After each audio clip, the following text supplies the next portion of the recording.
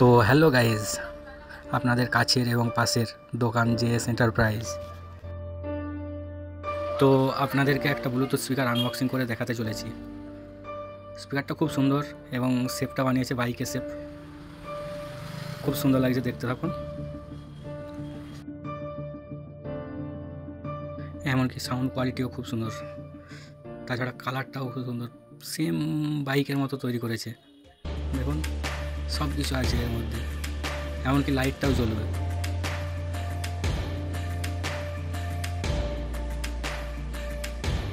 ছোটোবেলা জিনিসটা বলে এটা ভাবেন না যে সাউন্ড কম, সাউন্ডটাও খুব বেশি। তো চলে আসুন আর নিয়ে যান ফটাফট। Bluetooth mode.